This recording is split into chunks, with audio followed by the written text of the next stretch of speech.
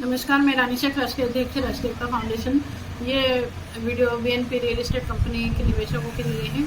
देखिए, BNP real estate company के निवेशकों के पक्ष में हाई कोर्ट से फैसला आया है कि जो लोग केस में शामिल हैं उन लोगों को 4 महीने में कलेक्टर कार्यालय से उचित कार्रवाई कर निवेशकों को पैसा लौटाया जाए। और उस आदेश की कॉपी में ये था कि जो हम लोगों ने जो केस लगाया था हमें 15 दिन में केस की प्रमाणित कॉपी और लिस्ट कलेक्टर कार्यालय पर जमा करनी थी। 22 तारीख को फैसला आया था, उसके जब से ही हम लोग लगे हुए थे और अभी 2-3 दिन में हमें वो जमा करनी थी, पर जो छुट्टियाँ चल रही थी तो हम नहीं लगा पाए। आज फाइनली हम लोगों ने वो जो प्रमाणित कॉपी को पेश करना था वो चीज़ें कर चुके हैं। अब आज से 4 महीने के अंदर अंदर मतलब कलेक्टर साहब को जो भी उचित कार्रवाई करनी होगी वो सारी चीज़ें करेंगे और करने के बाद में निवेशकों को पैसा लौटाने की प्रोसेस पूरी करेंगे। 4 महीने में यदि वो नहीं दे पाते हैं तो फिर अब पार्टी कलेक्टर बनेगा, क्योंकि कलेक्टर साहब को फिर उसका जवाब देना पड़ेगा, या फिर अगर नहीं देते हैं या नहीं करते हैं तो फिर उनके ऊपर केस चलेगा।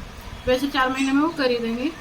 अब रहा सवाल ये कि कुछ लोगों को कहीं ना कहीं कुछ गलतफहमियां हैं, उन गलतफहमियों को मैं क्लियर कर दूँ। तो एक तो हमें समय क्यों ज़्यादा लगा, या फिर अभी भी जैसे कई सारे लोग हैं कि जो कि अभी भी केस में शामिल नहीं हैं, या फिर हमें प्रतिद्वंदी समझते हैं। देखिए, आप लोगों ने हमसे जुड़ने से पहले 2006 में 16 में कंपनी बंद हुई, उसके बाद में अपने अपने स्तर पर या कई संगठनों के माध्यम से आप लोगों ने अलग अलग कार्रवाइयाँ की।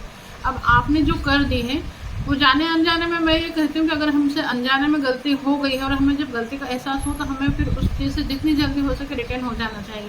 पर कई लोगों की ऐसी आदत रहती है कि भाई उनसे अगर गलती हो गई और कोई अगर बताता है तो उस गलती को सही साबित करने के लिए कई सारी गलतियों पर गलतियाँ करते हैं और चीज़ें बढ़ती ही जाती हैं। देखिए, किसी ने क्या करा क्या नहीं करा वो मैं नहीं बताना चाहूँगी, क्योंकि वीडियो लंबा हो जाएगा। पर मैं अपनी गतिविधियों का बताती हूँ कि जैसे ही कंपनी बंद हुई थी, कंपनी बंद होने के बाद में मैंने 2 से 3 साल केवल इसी विषय पर पढ़ाई की।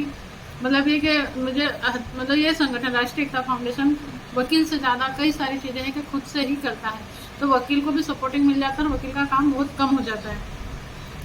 जब सारे लोग निचले लेवल पे थाने पे आवेदन दे रहे थे, आंदोलन कर रहे थे, तब राष्ट्रीय एकता फाउंडेशन ने पहला लेटर कलेक्टर कार्यालय से शुरू करा था, क्योंकि वो चीज़ें हमने पढ़ी थी कि कलेक्टर के क्या क्या पावर रहते हैं, निचले लेवल से क्या होगा और ऊपर जाने से क्या होगा। तो मैंने पहला ही लेटर कलेक्टर कार्यालय पे दिलवाया था और उसमें स्पष्ट लिखा था कि ये जो मतलब एजेंट है, मतलब हम एजेंट है और हमने हमारा भी निवेश किया और अन्य लोगों का भी निवेश करवाया। वो लेटर जब मैंने पहला दिया था तभी मेरा बहुत लोगों ने विरोध किया था और कहा था कि मैडम सभी लोगों को ऐसे हस्ताक्षर करवा के लगा रही हैं तो ये एजेंटों को फंसवा देंगे।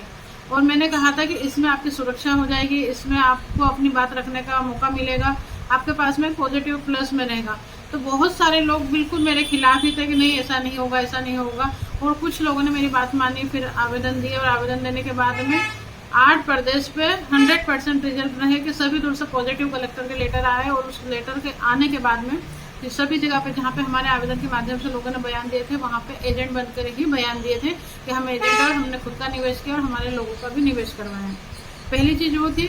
दूसरी ये कि अन्य लोग ज़्यादा से ज़्यादा FIR कराने के लिए बोल रहे थे। राष्ट्रीय एकता फाउंडेशन ने कम से कम FIR के लिए बोला था कि FIR मंजिल नहीं है, ये लड़ाई लंबी है। मैंने सबको बोला था कि लड़ाई लंबी है तो आप लोग थक जाओगे ये सारी चीज़ें करके, ज़्यादा FIR ना कटाए। फिर भी लोगों ने कटाई, ठीक है। तब गलती किसकी? मैंने तो आपको रोका था, मेरा रोकना सही था, पर उस टाइम आपको गलत लग रहा था। पर अब जब इतना समय हो गया तब तो आपको समझना चाहिए ना कि मैडम ने यहाँ पे चीज़ें रोकी थी और हमने नहीं रोकी और इन्होंने जो कराया था वो सही था। फिर बाद में फिर लोगों ने सेशन कोर्ट में ज़्यादा से ज़्यादा केस लगाने पे बहुत ज़्यादा वो करा और मैंने बोला था कि सेशन कोर्ट से इन कंपनियों का पैसा नहीं मिलेगा। तब भी लोगों ने मेरी बात नहीं मानी, ठीक है अपने स्तर पे लगा दो। वहाँ पे बहुत ज़्यादा पैसा खर्च कर दिया। अब पैसा आपने वहाँ खर्च कर दिया जहाँ से रिजल्ट आना ही नहीं है, तो गलती किसकी है? हमने तो रोका था, आपने ही रुककर आपने खर्च कर दिया। 2019 में हमने पहला केस सुप्रीम कोर्ट में लगाया था। 2019 से पहले जब हमारा वो केस लगा था तो इस तरह की कंपनियों का वो पहला केस था सुप्रीम कोर्ट में, और वो हमारे संगठन के माध्यम से लगा था, संगठन के नाम से ही लगा था। फिर बाद में जैसे जैसे समय बढ़ता जा रहा वहाँ पे प्रोसेस चेंज होती जा रही है। तो अब जिस कंपनी का बिजनेस भारत से बाहर है, विदेश में भी है, उस कंपनी का सुप्रीम कोर्ट में जाना चाहिए और बाकी कंपनी को सुप्रीम कोर्ट में नहीं जाना चाहिए। तो हमारे जो भी डायरेक्शन आए थे सुप्रीम कोर्ट से उसके माध्यम से हम लोगों ने हाई कोर्ट में आए। हाई कोर्ट में आने पे फिर हमें जो मतलब पहले हमारा फरियादी कोई और था, नीचे आने पर फिर हमें फरियादी ऐसे व्यक्ति की आवश्यकता थी। हमारा केस हाई कोर्ट में भी ऐसे लेवल पे था कि उसमें सभी प्रदेश के लोग शामिल हो सकते हैं। केस की प्रोसेस ही वैसी थी। तो हमने बोला था कि जो हमारे साथ में महाराष्ट्र, राजस्थान या मध्य प्रदेश से जितने भी लोग जुड़े हुए हैं उनमें से एक ऐसा फरियादी चाहिए जो किसी भी केस में शामिल हो जिसके कथन हो चुके हों। हमारे पास अहमदनगर के लोग थे पर वो केस में शामिल नहीं थे, बड़वानी के लोग थे पर वो केस में शामिल नहीं थे। फिर ले दे के बात आती थी मंदसौर की, मंदसौर के लोग हमारे साथ में नहीं थे पर वो लोग किसी केस में शामिल थे, मतलब फरियादी बनने के योग्य थे। तो सब लोगों के प्रेशर में आके वहाँ से किसी एक बंदे ने मान लो फरियादी बन गए, तो जब भी हमें डॉक्यूमेंट्स की आवश्यकता लगी तो 2, 4, 5, 6 महीने किसी न किसी तरह से वो डिले रहा। उनकी क्या समस्या रही कभी उन्होंने ये भी नहीं बताई। तो ठीक है, हमने उस चीज़ को समझा कि कोई परेशानी रही होगी। तो हर बार जब भी कोई पेपर की आवश्यकता लगी बहुत लंबा समय खींचा गया। फिर वो वहाँ से भी चलते जैसे तैसे करके, ये तो गनीमत है क्योंकि कथन नहीं हुआ। अगर कथन हो जाते तो शायद पता नहीं क्या होता। कथन नहीं हुआ और ऑर्डर हो गया डायरेक्ट, क्योंकि वो केस सुप्रीम कोर्ट से उतरा था, इसलिए उसमें डायरेक्ट ऑर्डर हुआ कि 4 महीने में उन निवेशकों को पैसा लौटाना है। अब लौटा दिया। मैं आपको फिर वापस से रिपीट कर रही हूँ कि इस केस में मंदसौर की बजाय अगर बड़वानी का फरियादी होता तो भी यही ऑर्डर होता, अगर वहीं पे अहमदनगर का फरियादी होता तो भी वही ऑर्डर होता। और वो केस जो अलग चल रहे हैं वो अलग चल रहे हैं, उनका भी कंपनी पे केस लगाने का अधिकार है। जो निवेशक हमारे साथ में गए उनका भी केस लगाने का अधिकार है। अब केस की प्रवृत्ति अलग अलग है, केस के वकील अलग अलग है, तो सब अपने अपने हिसाब से चलेंगे। फिर अब कई सारे लोगों को ऐसा कि भाई हमसे प्रमाणित कॉपी लेना और ये सोचना कि भाई ठीक है हम उसका ऐसे यूज़ कर लेंगे, ऐसे यूज़ कर लेंगे। तो ये मेरे हाथ का मतलब है, जो मेरे हाथ में है वो तो कोई भी ले सकता है, पर यहाँ पे है उसको कोई कैसे ले सकता है। तो अभी भी इस केस में जो 4 महीने के ऑर्डर हो गए हैं, उस ऑर्डर के बाद भी इसमें वकील से ज़्यादा संगठन का काम अभी बाकी है। मतलब दिल्ली अभी थोड़ी सी दूर है, तो अभी भी समय है कि जो लोग रह गए हैं वो कहीं ना कहीं आप लोग, मैं सारी चीज़ों को भूल रही हूँ ना, क्योंकि ठीक है हमारे वैचारिक मतभेद थे, आपको वो चीज़ सही लग रही थी, ये चीज़ सही है, आपने कहीं और लगाया पर वो गलत जगह लगा दे। अब तो आपको फिर लौट आना चाहिए कि जहाँ पे सही है, सही सारे रिजल्ट तो सही आते जा रहे हैं। फिर तो आपको सबूत के साथ में समझ में आ जाना चाहिए कि भाई यहाँ पे सारी चीज़ों को जब हमने मना करा था तब भी वहाँ पे रिजल्ट आ गए, तो फिर तो अब हमको साथ हो जाना चाहिए। और अभी भी अगर साथ नहीं आ रहे तो भी हमें कोई दिक्कत नहीं है। पर अगर किसी को ये लगे कि उनकी मेहनत का हमें फल मिला है तो ऐसा नहीं है। ये केस अपने आप में अलग ही है। ये संयोग कहो कि मेरा दुर्भाग्य कहो कि मुझे कहीं और से फरियादी नहीं मिला, और फरियादी मतलब जहाँ से मिला है उनको ऐसा लग रहा है कि भाई ये हमारी जो मेहनत जो पहले की है उसका फल है। ऐसा कुछ नहीं है। अगर वो प्रॉपर्टी वहाँ सीज नहीं भी होती, कहीं और सीज होती, तब भी वो केस लगता।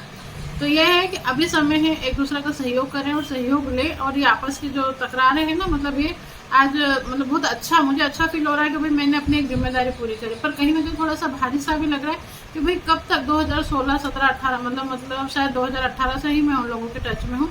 तो 2018 से अभी तक जो भी बोला थोड़ा सा लेट हुआ है। लेट होने का कारण मैं बताऊँ ना कि अब ये मैं हाई कोर्ट से ऑर्डर तक लाने की भी मेरी जिम्मेदारी थी। अब इस पर एक साइन अगर किसी और बंदे के हैं और वो एक 5 मिनट का काम था, अब वो 5 मिनट के काम में कोई मान लो घंटे, 2 घंटे, 4-5 घंटे लगा देता है, या महीनों ही लगा देते हैं, तो उसमें फिर मेरी क्या गलती रह जाती। तो इस तरह से डिले हुआ है। अगर लोगों का सपोर्ट रहा होता, मतलब जितना लोगों ने नेगेटिव बोला होता है, अगर पॉजिटिव बोलते साथ आए होते तो हम ये 3 साल में सारी चीज़ें कर लेते।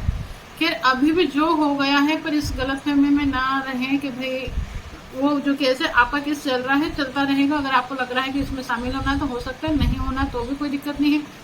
अगर इसमें शामिल होना आप हमारे साथ आते हैं तो भी स्वागत है, और नहीं तो फिर आपको अपना भी वकील करना पड़ेगा।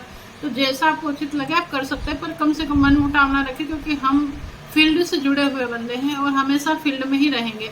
मैं किसी ना किसी तरह तो सोशल वर्क करती ही रहूँगी, ना कहीं आपसे फिर टकराती रहूँगी। तो हम ऐसा व्यवहार ना करें कि फिर एक दूसरे के कभी सामने ही ना आ सके। तो मैं तो पिछला सब भूल चुकी हूँ। आप लोगों को भी अगर ऐसा लगता है कि भाई मैंने कुछ गलत बोल दिया तो मैं फिर एक बार क्षमा चाहूँगी, क्योंकि वैसे तो तकलीफ में मैं ही ज़्यादा रही हूँ, फिर भी मैं खुद आगे रह के माफ़ी चाहूँगी। और अभी भी आप लोग साथ में आ जाइए। इसमें अन्नपूर्णा का भी फैसला हुआ है। ये जो ऑर्डर हुआ है आपके शायद उसमें मंदसौर वाले केस में अन्नपूर्णा का जिक्र नहीं हो, पर इस केस में अन्नपूर्णा के लिए भी ऑर्डर हुआ है। तो जिन लोगों के अन्नपूर्णा की भी पॉलिसी है, वो पॉलिसी प्लस में कुछ लोगों की लिस्ट रह गई है, वो सारे मिला के कुछ दिन बाद में हमें वकील के माध्यम से एक प्रोसेस करेंगे, और उस प्रोसेस के माध्यम से ये लिस्टें जमा करेंगे। तो जो भी लोग अभी छूट गए हैं वो लोग शामिल हो सकते हैं। और भी किसी को कुछ पूछना है, मतलब आप किसी और से पूछेंगे तो गलत ही जानकारी देंगे, तो आप डायरेक्ट आके मुझसे भी पूछ सकते हैं। अगर केस में शामिल नहीं होना है तो भी आके जरूर संपर्क करें। धन्यवाद।